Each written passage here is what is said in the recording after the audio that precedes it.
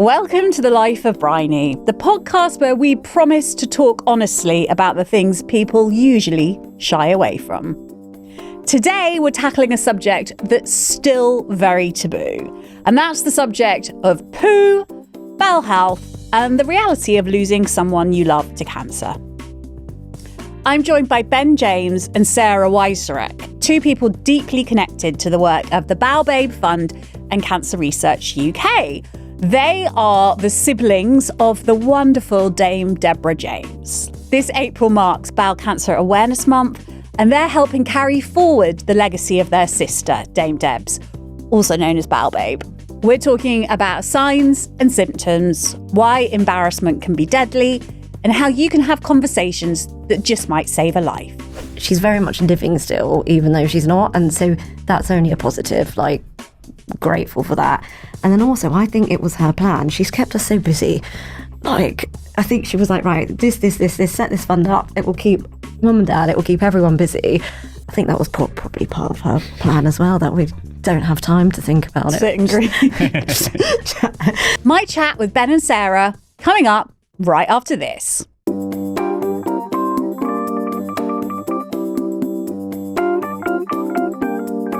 Hello, presenter Bryony. Hello, producer Jonathan. I can't help but notice that's a beautiful handbag you've got down there. Well, thank you. It cost £45 from M&S. Well, the handbag costs £45, but is there something attached to it? A bag charm attached to it that makes it elevates it. It really does.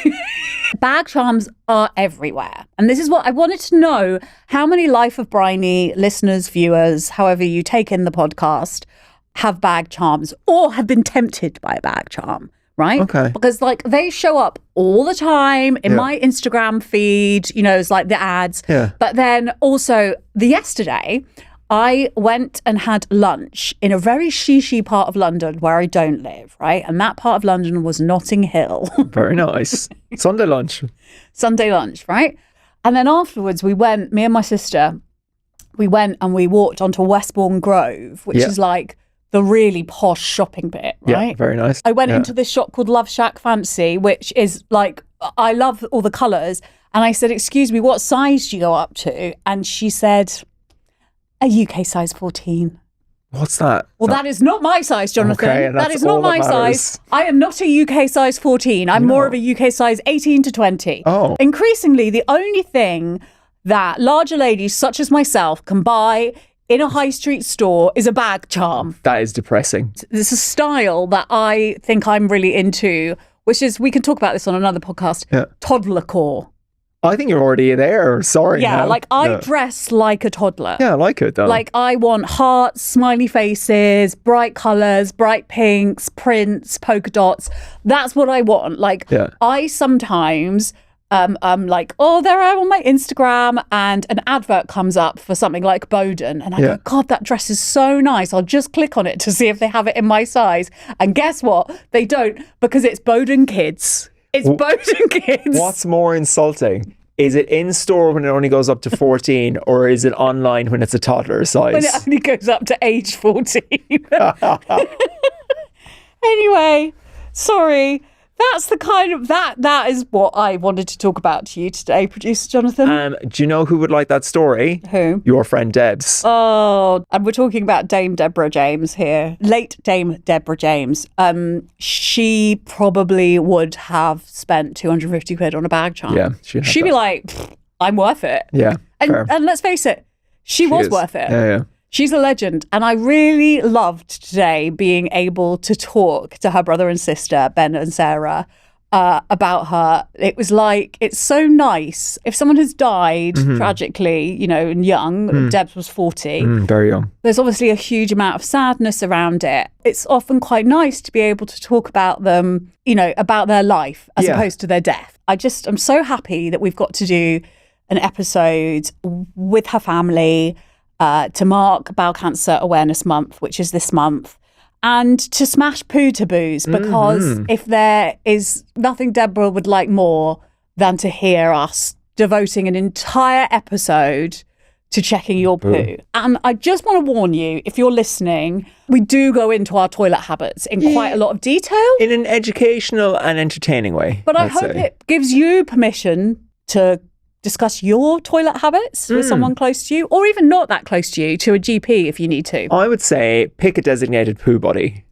Pick one of your friends that you feel so comfortable you can say, can I show you a photo of something for a second? Maybe not over lunch or breakfast or anything like that, but like just in general, everyone should have a poo buddy. Do you feel that we're at a stage of our friendship where you could show me a picture of your poo?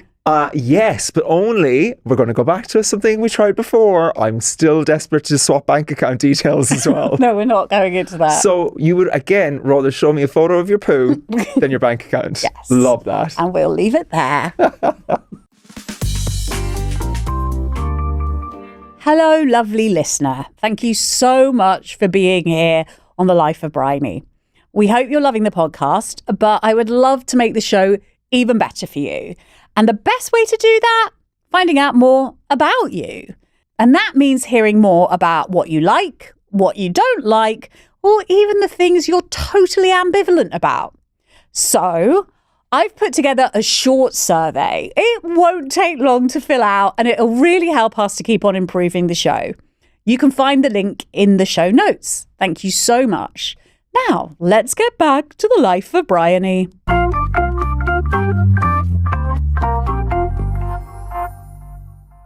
Welcome, Sarah and Ben, to The Life of Bryony. Today, we're going to talk about two of my favourite subjects. And the first is running, and the second is your late sister, Dame Deborah James. Thank you for having us. So you two are, well, your Debs' youngest Yeah. siblings. Yep. Yeah. Much yeah, younger. But I was going to say you're older. No, yeah. Much, slightly. And this month is Bowel Cancer Awareness Month. And at the end of Bowel Cancer Awareness Month, the two of you are going to line up on the start line of the London Marathon, and you are going to run, walk.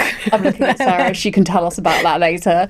26.2 miles, 42 kilometres for the Bowelbabe Fund. Yep. And this year is the first year there's a team of you running for the Bowelbabe Fund. Yeah, so There we've got is. 16 of us running. First year, we've got kind of spaces in the London Marathon, so it'll be brilliant. I mean, Debs loves running, you know that. Yeah. Did lots of running with her. So I think it's a great way to kind of do something that she probably wouldn't have found challenging, but like I would have found it really challenging. I remember back in 2020, Sarah, I ran with you and Debs and our friend Emma, and we were all training for the London Marathon 2020, and it was before COVID had happened, so we didn't really know it was happening, and we went out and we ran a half marathon along the Thames, and Debs and Emma, they both got treated at the Marsden together, often had chemotherapy together.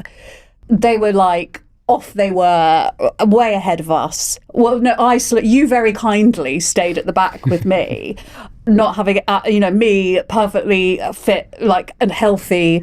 I think I must have been 39 then, right? And the two cancer patients, off they go, right?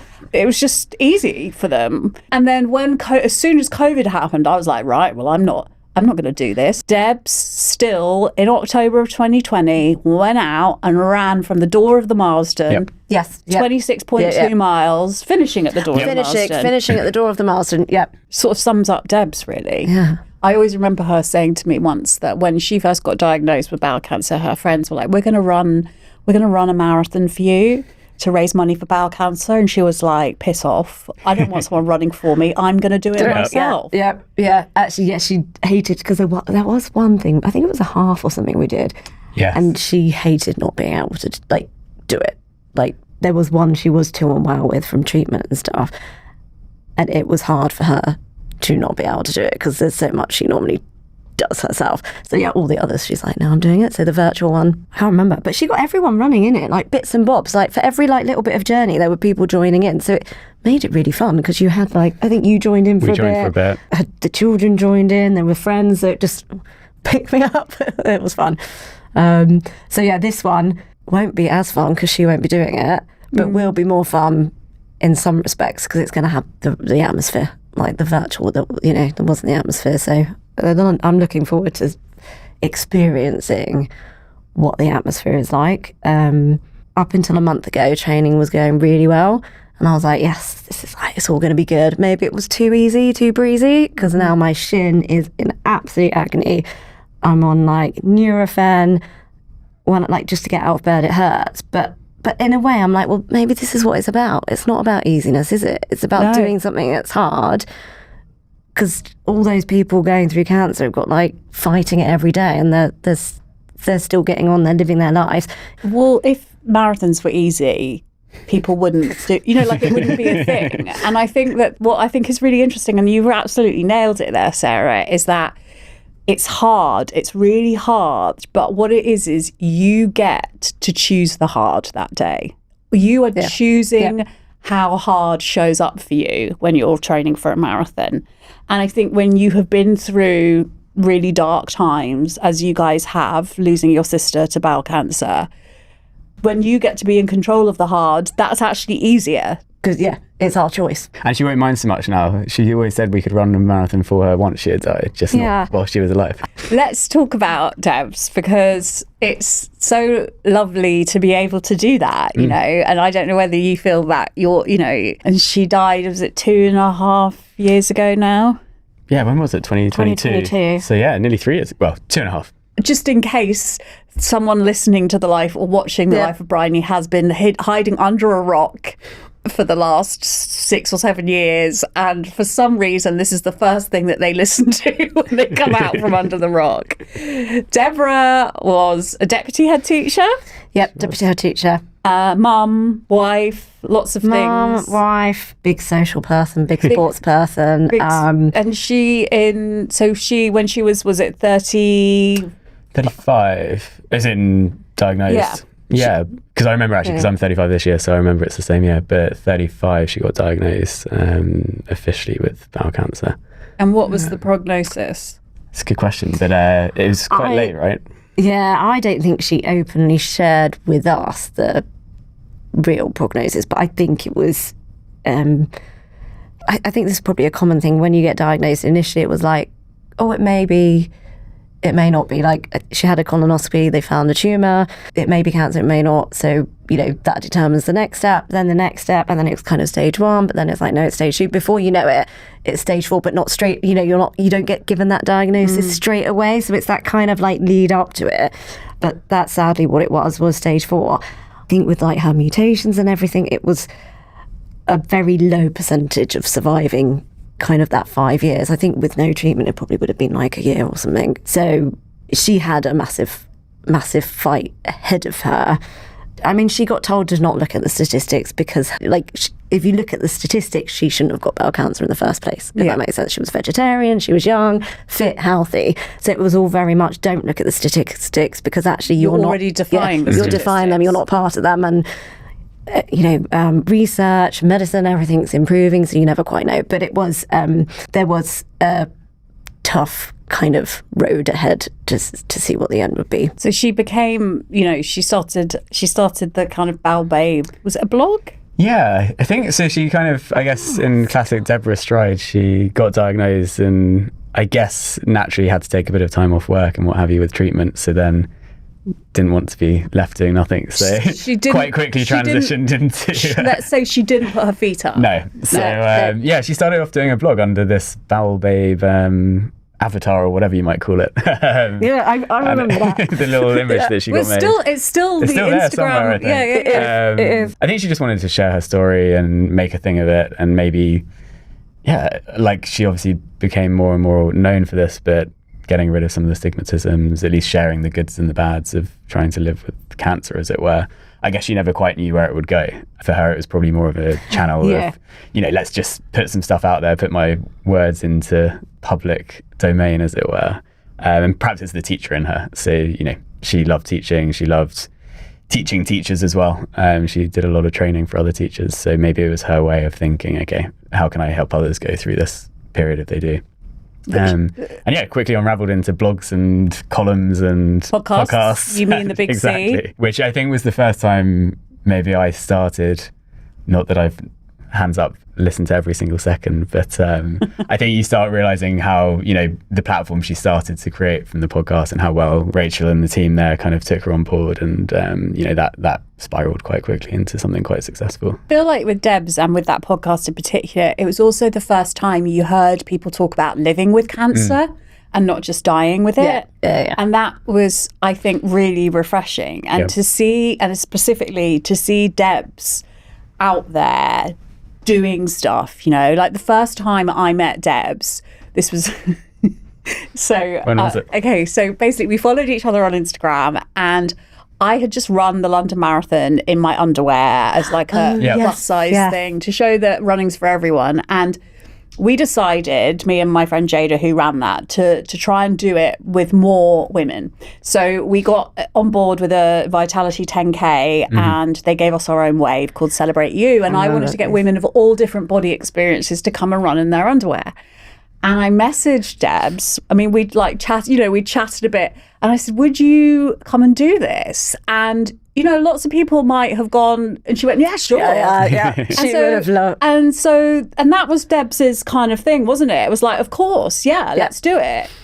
And so the first time I properly met Debs, we were in our underwear. On a shoot. And then we went on Lorraine together to announce this thing. And we went on. Did you go on in your underwear? Yeah. They were like, I was like, should we do it in our underwear? And she was like, yeah, of course. Like, no questions. Not afraid of that stuff. Yeah. And that started this kind of friendship of, running. And I obviously, I feel really lucky that I got to spend any time with Debs, because I didn't know her before her diagnosis or anything, but I feel really blessed. And I feel like she really changed my own personal view of what it might be like to get cancer. And certainly because the C word, you, me and the big C, is a really terrifying thought for most of us, and rightly so. But she did something where it became less frightening in a way, to think that, I think a lot of people get scared, if they think there's something wrong in their body, they're scared to go to the doctor and get it checked out in case, the worst case scenario. And what she did was show you that the worst case scenario could actually be kind of amazing. Yeah. I think it's important, isn't it, the whole living, because it's what 1 in 2 of us will be diagnosed with cancer. And with all the advancements in kind of research, medicine and everything, people are living longer with it. So actually, we really need to emphasise the living, not the death sentence of it. But she was one for always living life. So you said just then you didn't meet her before diagnosis, but after. But I'd say she was the same. She was the same person. So regardless of knowing her before or after, you would have known Deborah. It was her. The last month or so of her life was, I mean, I just feel like shivers down my spine even thinking about it. So she decided that she was going to launch this fund, the Bowelbabe fund. Yeah. And I always remember she put it up on her Instagram when she decided that she was going to tell people that it was the end, that it was the end. And I think she'd put like a goal of, what was it? $250,000? Said $250,000, which genuinely she was hoping for a bit more, but she was doing the numbers. She's like, well, if I have a few 100,000 followers, maybe, 1 in 5 of them will do £5 donations, and that might just get me to, 250,000 or maybe a million if I was really lucky. But she really wanted to make a big impact, and she had no interest in, like you say, she wanted to announce, as it were, that it was going to be the end of her life at some point in the near future. But she didn't want that to not go hand in hand with, okay, I want to do something and give back straight away, because I can only do one big post at one She point. made sure that fund was ready, wasn't it? It was like, it has to be ready like now, and you were on the phone and stuff. So how quickly did you have to get it together? So I remember, I think we obviously knew she had had a few operations, or she was in the hospital the week or two beforehand, and I think it was the Friday or the Thursday, it was a bit of a sense of, okay, let's all go back home and, start spending some time with the family. And on the Friday, I got the train back home, I remember, and she said, so we need to set up this fund, as it were. And the Bowelbabe Fund is part of Cancer Research UK. So she had already set up a dial-in with Michelle, who's the CEO of Cancer Research UK, and said, right, I might have until Monday, so you can, we can last until then, but no What longer. do you mean? Like you might? So she genuinely, she had it was uncertain. deteriorated at that point, so Yeah. she was like, this has to be done while I'm still alive. Like, that was her I want to final see it. message she wanted to go out with. She wanted to see it. So we're obviously, in hindsight, we're fortunate. I think 5-6 weeks later, she was still hanging around to see what else she could do.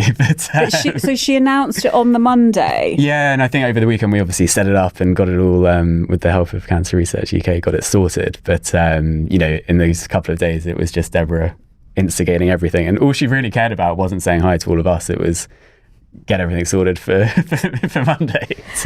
So I want to kind of give back and, make sure I help all the different people and charities that I can. Yeah, she wanted to be involved in what the fund would stand for, kind of, where it would, put the funds that it raises money for. I remember that Monday evening she announced it, and I mean, within moments, it had far exceeded the $250,000. I think we were, when you refresh the page, it was constantly, you refresh it and it's like, it's gone up.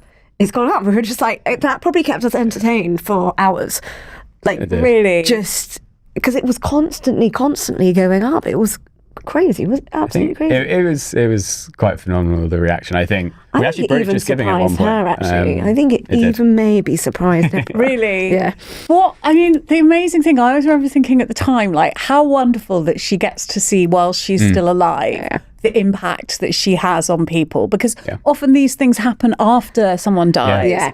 And it was like, it was so Debs, and then to also take that period of, to transform that last period of her life into, dying, which is, again, something we're all terrified of. Yeah. And I'm sure it was, I'm sure it was horrible and hideous, but she even took that and made it the best it could be. Yeah. And what I've said it quite a few times, but what she always called out, I think it was first day or two, we raised £1 million, but she was the one who pointed out straight away about how many individual people had donated. And I forget the numbers, but I think it's many hundreds of thousands have done individual donations.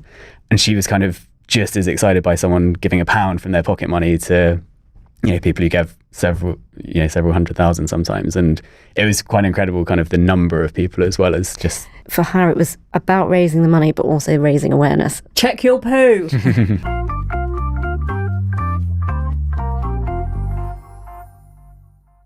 Let's talk about checking your poo. I always remember the best thing I had on the Today programme, and I remember hearing Nick Robinson. So this is the BBC Today programme that usually is talking about politics and He was talking about Debs, and he said, "Check your poo, everyone." And I thought, this is fucking brilliant. Debs is literally changing, and we know now. We know that the signs to look out for are a persistent change in your bowel habits. So are they looser, more, less often? Blood in your stool? Blood in your stool. I think that was Deborah's major symptom. And I shouldn't say it, but I was like, let me see photos, because she had taken photos, and I was like, I want to see photos just for my knowledge, kind of. And it was quite different. Do you know what I mean? So it wasn't just a speck. There was something different about it. Because often, and let's get in. Do you mind if we get into this? Sorry. Because you can, if you have hemorrhoids. Yeah.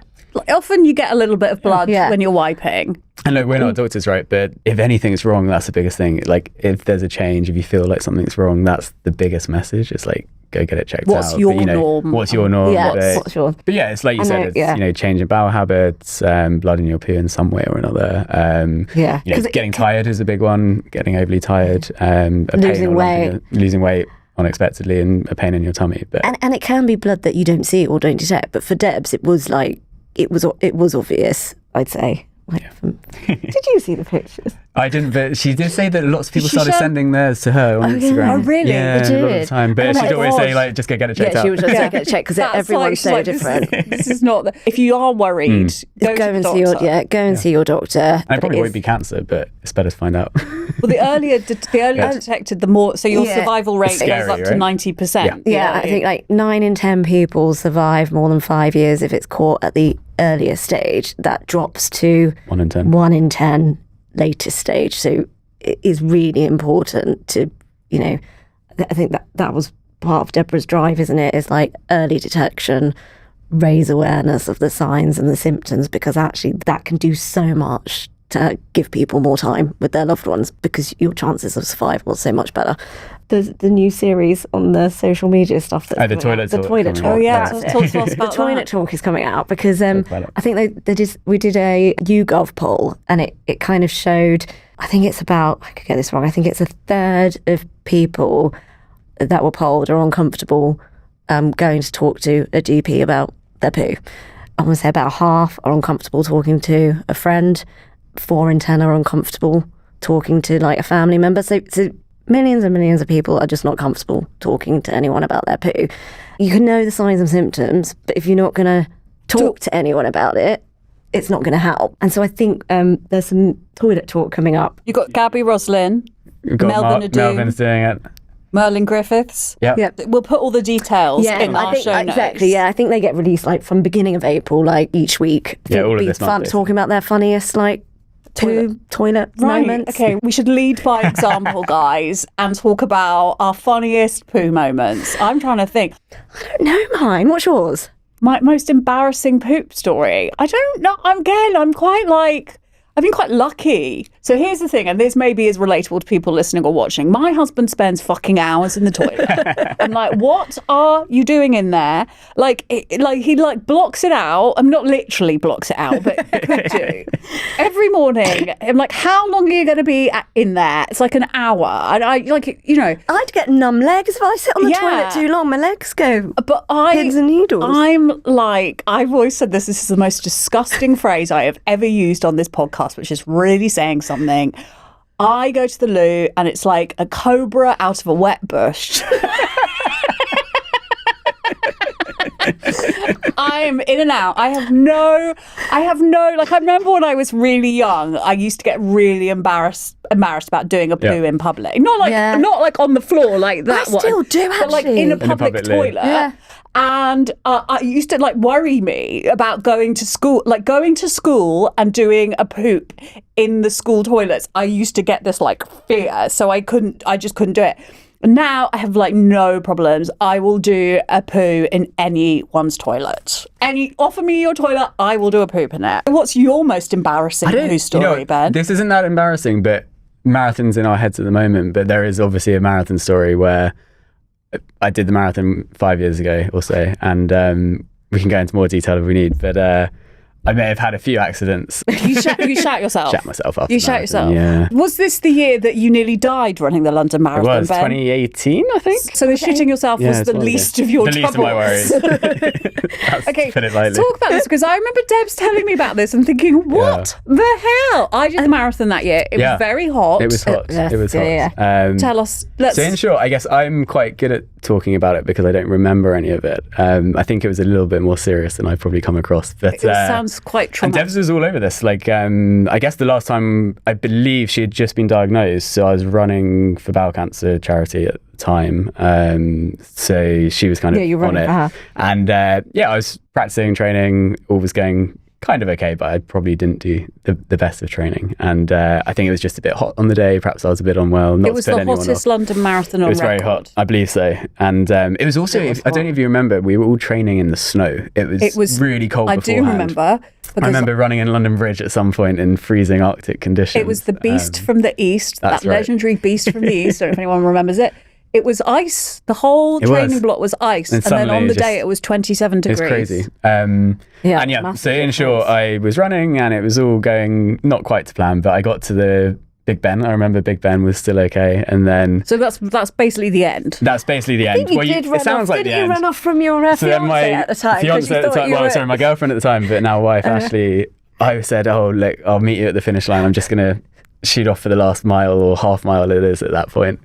And between then and there, I ended up in a stretcher down the mile. So you didn't actually finish it. I didn't. Well, It depends or did how they stretch you over the They finish did stretch line? me over the finish line because, I mean, you can Google my name and marathon and it comes up with a load of pictures thanks to Debs, who decided to splatter them all over the news because she thought it was funny at the time.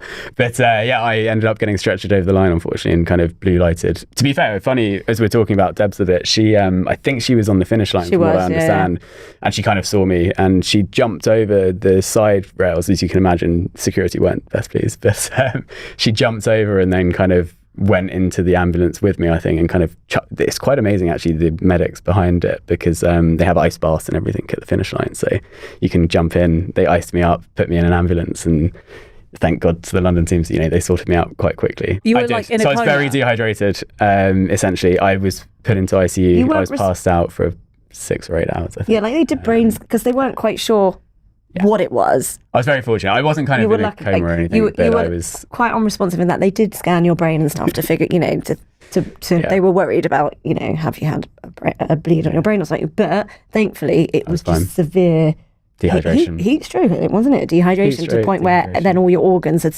started to kind of liver failure and fail. But it was great that, like you said, the guys behind the marathon and then the hospital, they just sorted you out straight away, and you were lucky that they got it in time to revert. The hospital's not far from the finish line. No, it's quite handy. That's good to know. Okay, but not to put anyone off. But no, it was a bit of maybe a fluke accident. But you didn't. You basically hadn't got enough electrolytes. So the electrolytes are key on. So they're on the list ready already. And are you going to take it a little bit slower this year? Yeah, I'll take it easy this year. I think, to be honest, out of all the family, everyone is always a bit hesitant about me doing it again.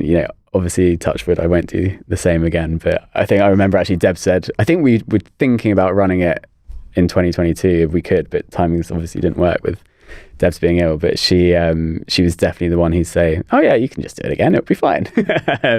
So yeah, I guess 5 years ago probably didn't think we'd be doing it for the fund and how we're doing it now. But I'll take it easy and we'll see. You've also been very prepared. He sent a photo the other day, which, I mean, when I'm running, just makes me be like, oh God, I'm just not that prepared. You went out, you did like 30 something K this weekend, didn't you? But he sent his image of all his gels, all your waters, like everything lined up, so that everyone knows that you haven't just gone out. He hasn't just gone out, at what time interval you're taking everything. It's all like calculated. You've made yourself electrolyte drinks, I believe. Otherwise, I'll just have the family having a wrap on me to, But I think this is all, Sarah, it just sounds all quite great. sensible. No, it's really sensible. My question is, why aren't you doing that? I'm trying, but I haven't run in like 3 weeks. So you are going to run it in a poo outfit.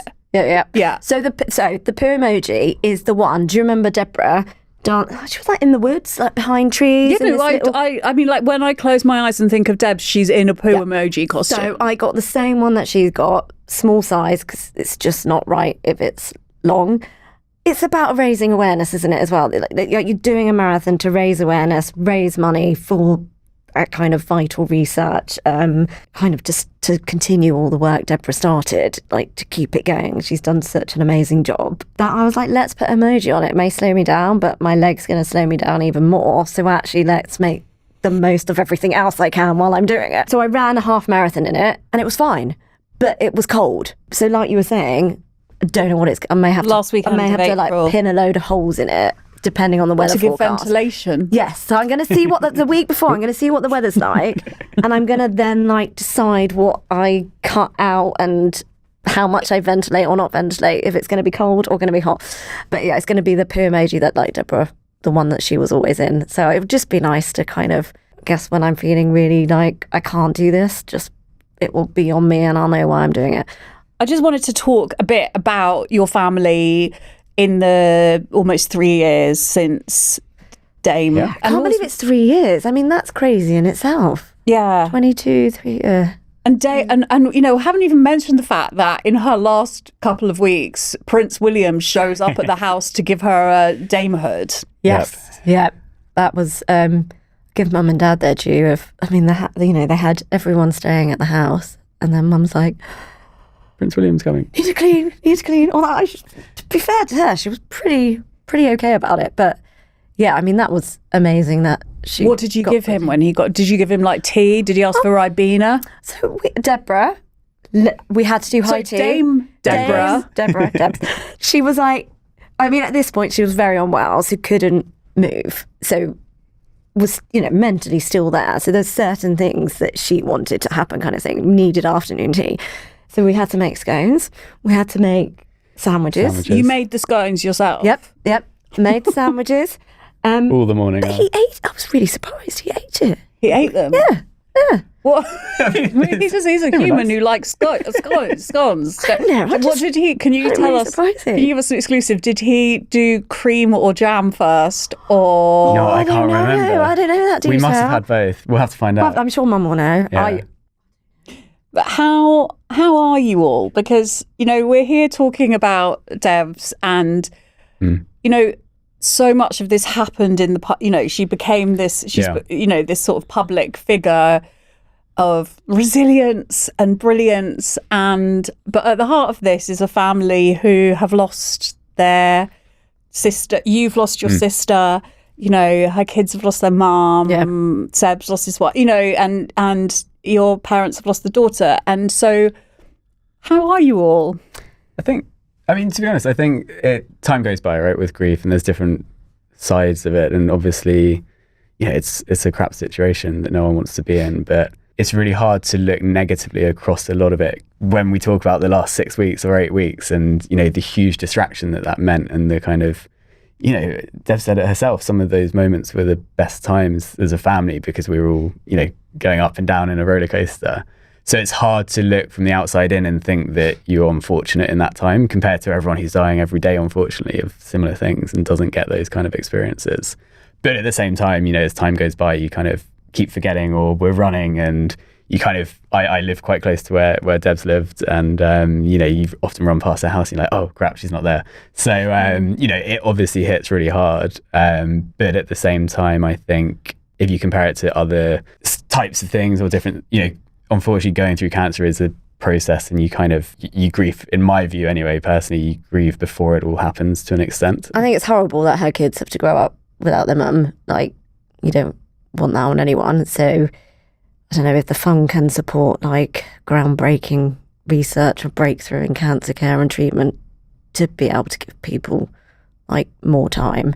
I mean, that's great, isn't it? We don't want people losing their mums or daughters or sisters or friends. I miss the energy, her ability to just make things not normal, like fun. I was quite proud of, not me, but my daughter's birthday, and she made herself a balloon arch. I've never made a balloon arch. Deborah always made balloon arches, that kind of thing. I was like, I'm hopeless at this. But it's like, so it's learning to do things, like, in a way it's forcing me out of my comfort zone to do some things because she's not there to bring that aspect to life.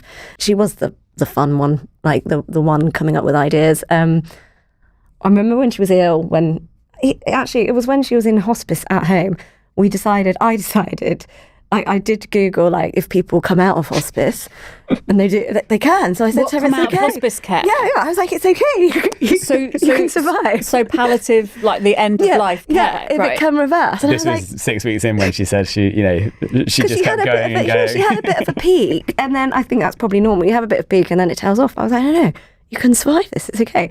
And then we were like, we're going to road trip around Europe because she couldn't quite fly. She was a bit unwell to fly. So we're like, we'll go around Europe. We'll go on some holidays around Europe. So I need to do that. One. That's not done. We didn't manage that. That's one thing but she managed a lot of like. She went to better the things. Chelsea Flower Show. She went to. What one did you take her to? Went to Ascot. Ascot. She managed to do. She liked it. She did so much. Yeah. and I think she was meant to be at Wimbledon like the day after she died or something, and she didn't make it there. So I think her pain threshold must be amazing because what she managed to do. And then you didn't, because we were there all the time. I didn't realise, actually.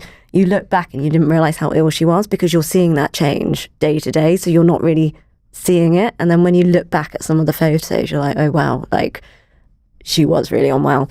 She was so alive, she was so alive. That's the thing. Like she kept herself alive until the day she wasn't. Like it's amazing how the body works, really, isn't it? Like which is why I'm like, she fought so hard because she was literally doing everything until then she couldn't. I think she also wanted, it goes to being open with everything she had done before. She wanted to be pretty open about dying as well. And it's uncomfortable for everyone. And she didn't necessarily portray that to the world necessarily, but as far as she was concerned, she could still do all these things in those last few weeks. And, that's what she wanted to do. And I think she likes it her way, doesn't she? She liked to put her message out. Like, she still wanted to be in control as much as she could be of what was going on, and she very much stayed in control. The bit that has made it easier, I think, like Ben said, I do feel fortunate that she's made such a statement in a way that we've been lucky enough to be able to talk about her. So even though she's not here, it feels like she is. So I think that's been therapy in itself, that we are fortunate. We get to do a lot of events. Like, her memory's still alive. She's very much living still, even though she's not. And so that's only a positive, like, grateful for that. And then also, I think it was her plan. She's kept us so busy. Like, I think she was like, right, this, set this fund up. It will keep mum and dad, it will keep everyone busy. I think that was probably part of her plan as well, that we don't have time to think about it. Sit and grieve. And her big message was, do not be sad, do not grieve, like, live life. If you've got life, like, just go out there and live it. I think on that note, thank you so much. I'm like having a little I thank you for coming and bringing Debs the spirit. Like, I feel like it's so lovely to be able to talk about her, and it's a tribute to how fucking incredible she was, that almost 3 years on, we're still so inspired by her, and we will continue to be. And I just want to thank you for also coming and talking about, bowel cancer, wherever you are, Debs. She'll be at the starting line. She'll be at the finish line. You're right, she'll be at the finish line, having a drink.